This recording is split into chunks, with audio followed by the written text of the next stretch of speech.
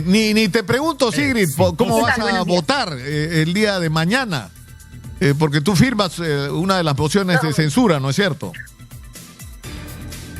Sí, nosotros hemos presentado una moción de censura desde antes de octubre del año pasado, por lo menos.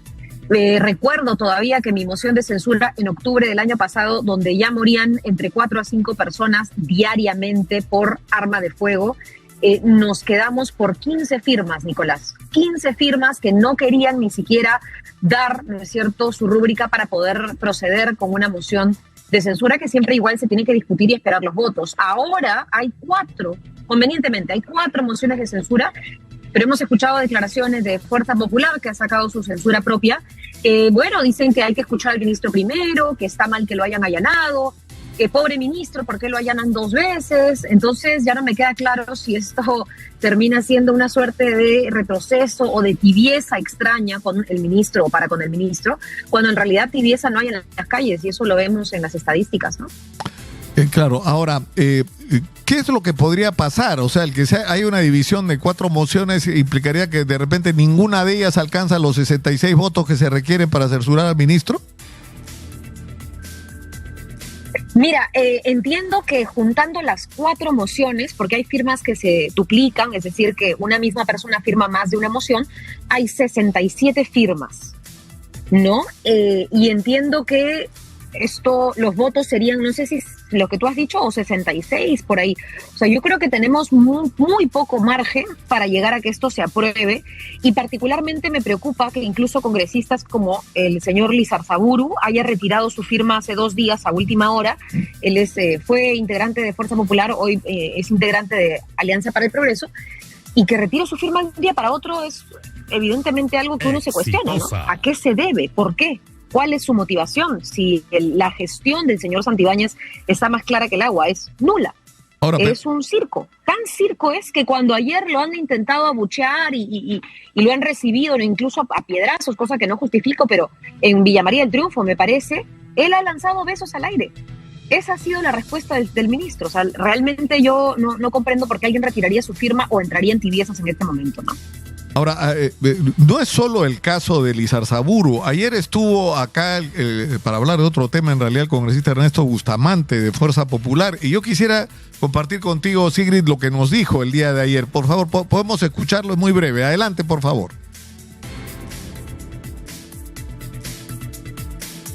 No, estamos sin audio.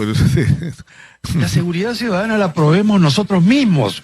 La extorsión y la amenaza y el pedido de cupos era algo que era de todos los días, pero yo he vivido con eso. 2 socios míos se fueron del Perú porque amenazaron a sus familias. Yo me quedé en el Perú con un costo personal alto y elevado, pero me quedé, y a pesar de que tenía amenazas todos los días, aquí estaba. No podemos decir, papá ministro, protégeme pues porque me van a extorsionar. Bueno, y de ahí lo que nos dijo es que él no iba a apoyar la moción de censura. ¿Qué dice Sigrid?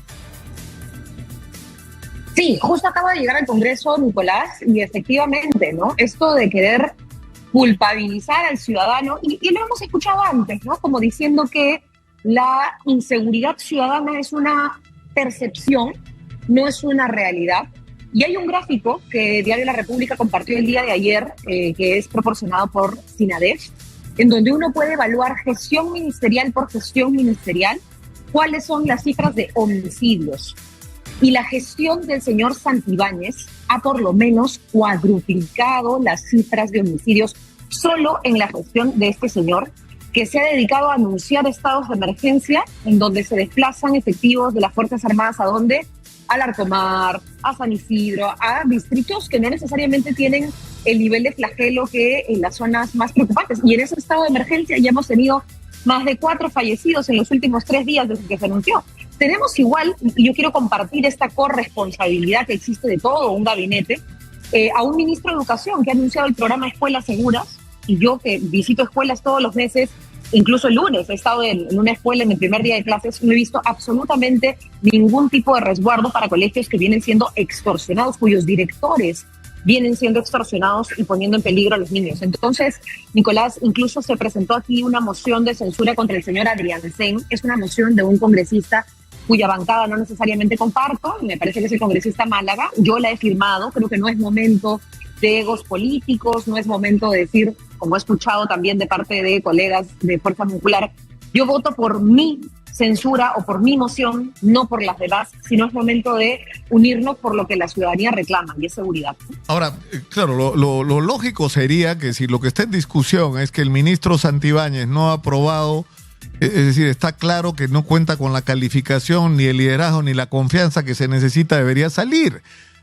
Pero lo lógico sería que se junten y hagan una sola moción y que sean capaces de compartir una respuesta común a un problema que nos afecta a todos. Pero en medio de todo esto, el Comercio ha publicado el día de hoy que existe la intención de parte del gobierno de que Santibáñez vaya y haga cuestión de confianza hoy día sobre una propuesta que va a hacerle al Congreso de su plan de seguridad, como si recién se instalara, ¿no es cierto? Pero en fin, aparentemente va a presentar un paquete de medidas y va a decir, hago cuestión de confianza sobre esto, para que hoy le den o le nieguen la confianza. Si se la dan, no pueden censurarlo mañana. Si no se la dan, él va a tener que renunciar, pero a la siguiente cuestión de confianza podrían cerrar el Congreso. Están pechando al Congreso. Mire, aquí hay... Sí, Nicolás, aquí hay varias evaluaciones, porque en realidad este tipo de cosas como la cuestión de confianza que suenan más amenazas, a chantaje, ¿no? Yo para empezar nunca he sido de las personas que estuvo de acuerdo con que el señor Santibáñez asista. Yo no creo que el Congreso deba recibir a una persona que ya se ha interpelado antes. El señor Santibáñez ya estuvo aquí el año pasado, no respondió absolutamente nada, mintió incluso en las cifras que dio a los congresistas. Nos dijo que en su gestión el número de asesinatos, robos, tal, había disminuido. Mentira, luego dijo que se corrigió, que no eran 2 de cada 3 peruanos, sino, o sea, dio cifras que ni siquiera condecían en el papel. Y ahora volverlo a recibir en un momento como este, la verdad es que a mí me parecía una sin razón. Ahora, sobre el tema de la cuestión de confianza, efectivamente, si es que fuese a negarse una cuestión de confianza presentada a la misma, ¿no? Estamos muy cerca de la elección. O sea, el Jurado Nacional de Elecciones está a un mes, me parece, de presentar el cronograma electoral. Hoy por hoy se escuchan en los pasillos, bueno, es hora de vacar a Dina. ¿Es hora de vacar a Dina? Después de 3 años, ¿no es cierto?, de muerte, de violencia, de inseguridad, de crisis económica y de hambruna. Claro, como ya hay un cronograma electoral aprobado, se cierre o no el Congreso, se vaque o no la señora Boluarte, probablemente se respete el cronograma electoral porque estamos a muy poco de las elecciones. Entonces, cualquier cosa que suceda ahora, creo yo, es más política que otra cosa, o sea, que realidad. Y yo lamento que se esté jugando con las instituciones democráticas de esa manera, porque solo se está pensando en el cálculo de la bicameralidad, la reelección, el nuevo proceso del 2026 que está a la vuelta de la esquina. Ahora, hay una cosa que es cierta, que la crisis de inseguridad no se resuelve solamente con la salida de Santibáñez. O sea, está claro que Santibáñez no tiene las calificaciones para estar en un ministerio tan sensible como este, en una circunstancia como la que estamos viviendo. Pero también es verdad que hay una profunda crisis en la policía, que esta crisis ocurre igual en el Ministerio Público. A mí, sinceramente, me parece que en las circunstancias políticas en las que estamos, no entiendo por qué tenían que allanar la casa del señor Santibáñez el día de ayer. O sea, lo que están haciendo es alimentar la versión del propio Santibáñez sobre lo que está pasando, ¿no es cierto? O sea, el Ministerio Público también tiene una responsabilidad en la crisis de inseguridad, y el Poder Judicial y el sistema penitenciario. Es decir, acá hay que cambiarlo todo, Sigrid. Claro, quizás ha sido, eso último que mencionas, porque has mencionado varias cosas, quizás ha sido un tema de falta de cálculo político que no tendría por qué tener esta institución, pero lo que ha ayudado es facilitar la victimización. O sea, lo que se ha facilitado es la victimización de un ministro que ahora sale a decir que su familia, que él está fuerte, resistiendo la persecución por segunda vez. A ver, yo creo que sería equivocarnos poner como centro de la discusión la labor de la Fiscalía en el caso Santibáñez o en cualquier caso específico. Pero es cierto que existe una corresponsabilidad dentro de lo que es la inseguridad. En el caso de la policía, por ejemplo, bueno, el director de la policía, quien manda las fuerzas del orden, es el ministro del Interior. Y en el caso del Ministerio Público, sin duda, hay mucho que hacer para que el Ministerio Público pueda también ejercer sus facultades a plenitud y de manera transparente. Ahora, recordemos que igual la mayoría congresal aprobó iniciativas de ley que, por ejemplo, restringían o quitaban facultades a los fiscales para que detengan preliminarmente a personas involucradas en determinados delitos. Igual, este Congreso también ha disminuido, o en todo caso más bien aumentado la valla para la ley de crimen organizado, de tal manera que sea más difícil perseguir a personas o acusar a personas por delitos de crimen organizado para ponerles las penas más altas. O sea, uno puede decir el problema está en las fuerzas del orden, sí, está en el Ministerio Público, sí, obviamente en un ministro incapaz y hasta ausente, burlón, ¿no es cierto?, con la población, sí, y también en las leyes que ha aprobado esta mayoría en el Congreso. Entonces hay una serie de responsabilidades que asumir frente a la inseguridad, sin duda alguna. Sigrid, para terminar, el día de mañana va a haber se ha realizado una convocatoria por parte de los artistas de todo el país a protesta prácticamente en todo el país. En Piura a las 4 de la tarde, en la Plaza San Martín, en Lima a las 5. Y esta convocatoria en realidad no solo va a reunir artistas diversos, sino que está como convocando a gente a ciudadanos comunes que son afectados también por la crisis de inseguridad.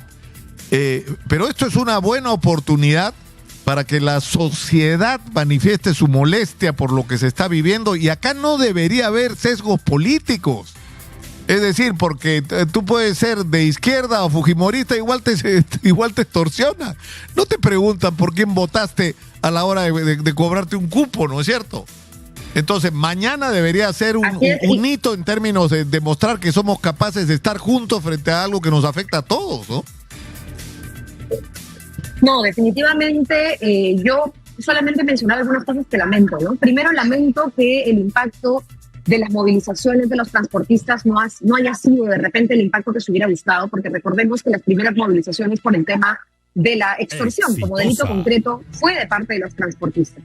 Y ellos incluso pedían que se deroguen leyes aquí en el Congreso para que se les proteja más, se les permita, ¿no es cierto?, cumplir con sus labores. Eso no se hizo, las protestas no llegaron a un puerto, quizá se pormenorizó o hasta se subestimó la voz de los transportistas.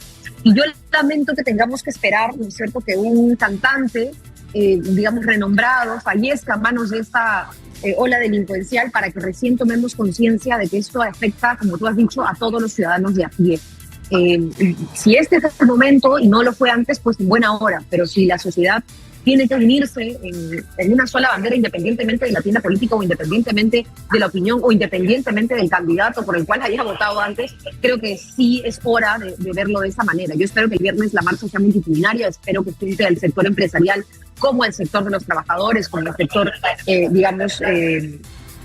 moviliza la economía, y espero que también podamos a una sola voz decirle no a los responsables de eso, porque no solamente se trata de protestar en contra de la inseguridad como algo vacío, sino también decir algo frente a quienes están permitiendo que la inseguridad y que la violencia campeen.